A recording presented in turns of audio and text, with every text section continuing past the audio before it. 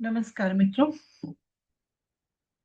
आप जानते ही हैं कि हम त्रिफला ज्योतिष बुक का अध्ययन कर रहे हैं। और त्रिफला ज्योतिष बुक में हम जो चैप्टर अब पढ़ रहे हैं वो है शतमंजरी राजयोग, जिसमें हमने तीन राजयोगों के बारे में जाना था। पहला था कुसुम योग। यहाँ पर मैं आगे बढ़ती हूँ और आपको बताती हूँ। पहला योग हमने पढ़ा था कुसुम योग। दूसरा पढ़ा था चाप योग। और तीसरा योग हमने पढ़ा था जिसका नाम था चक्र योग। लेकिन लिखा कहाँ है, ये देखना है।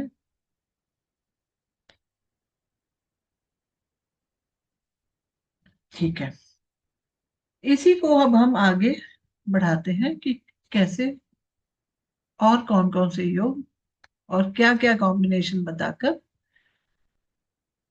ये बताए गए हैं।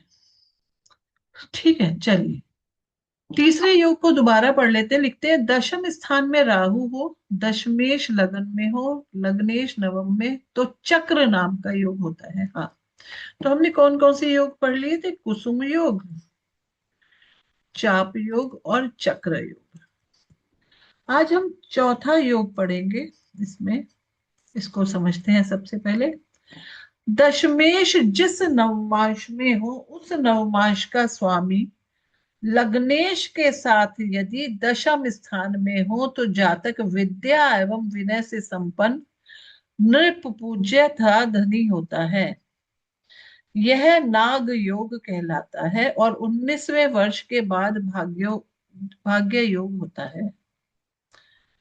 एक टीकाकार अर्थ करते हैं कि दशम भाव स्थान का स्वामी जिस राशि में हो उसका स्वामी यदि दशम स्थान में लग्नेश के साथ हो तो नाग योग होता है, किंतु मूल संस्कृत में कर्मेशस्त अंश राशि से शब्द आया है।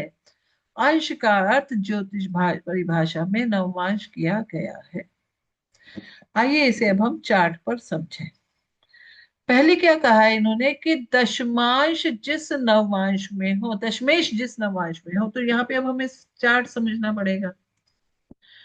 हम कह रहे हैं कि माना यहाँ पर 6 नंबर राशि है, तो दशमेश कौन बने? दशमेश बने बुध। और हम कह रहे हैं कि जो बुध है चार्ट में कहीं भी बैठे हो, माना यहाँ थर्ड हाउस में बैठे हैं और ये 18 डिग्री के हैं, तो नवमांश में कौन सी राशि में होंगे? अब हमें ये भी समझना चाहिए। ठीक है, तो हम यहाँ से इस चार्ट को पहले मैं कॉपी कर लूं जिससे मुझे यहाँ पर लेने में आसानी हो जाए। चलिए, ये हम कह रहे हैं कि D1 है और ये D9। अगर बुधदेव 18 डिग्री के हैं तो यानी कि छठे नवांश में हो गए। और अगर यहाँ छाया नंबर राशि है तो 7 8 9 10 11, 11 नंबर राशि है। D9 में कहाँ जाएंगे ये पता लगाने के लिए तो कैलकुलेशन कहाँ से स्टार्ट होगी?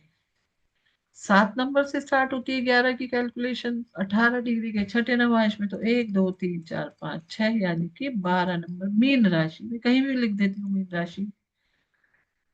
मीन राशि में बुध देव हो गए। तो अब कहते क्या है यहाँ पर?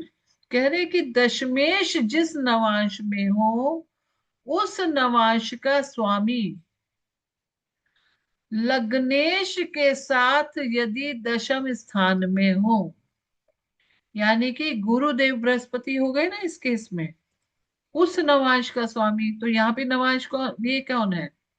नवांशिश कौन है? राशिश कौन बने यहाँ पे? तो गुरु बने। तो दोबारा पढ़ते हैं। कहते हैं कि दशमेश जिस नवांश में हो उस नवांश का स्वामी यहाँ पर हो गए गुरु।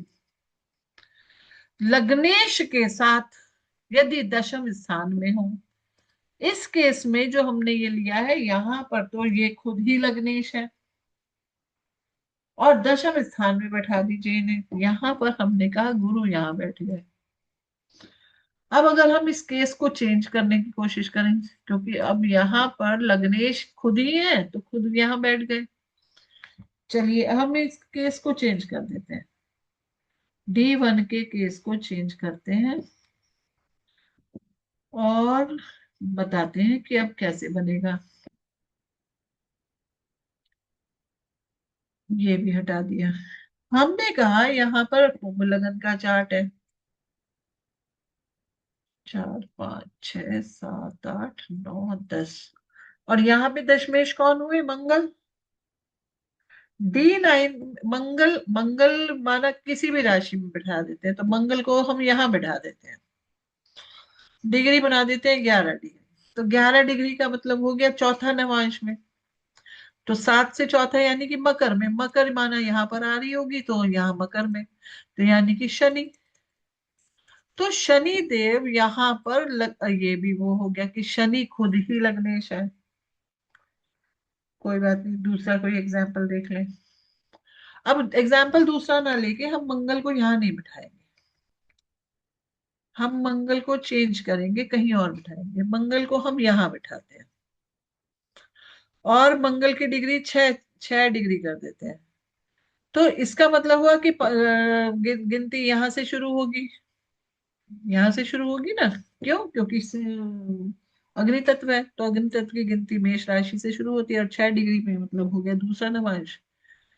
तो इसका मतलब हो गया कि यहाँ पर अगर D9 में देखें तो राशि कौन बनेंगे?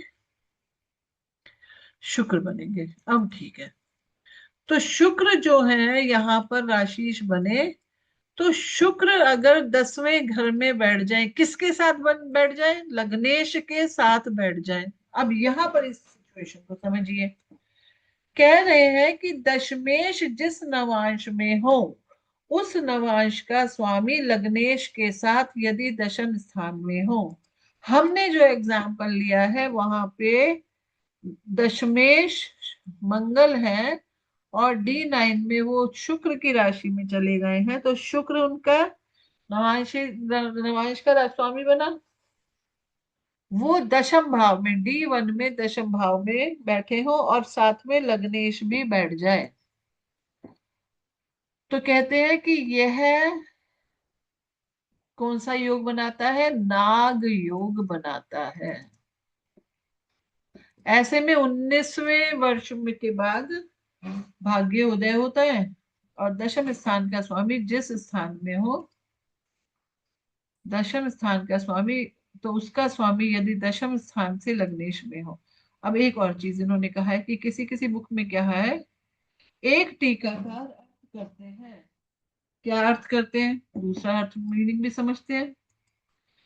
कह रहे हैं कि नाग योग तब होगा जब दशम स्थान का स्वामी जिस राशि में हो, उसका स्वामी यदि दशम स्थान में लग्नेश के साथ, चलिए इसको भी चेक करते हैं।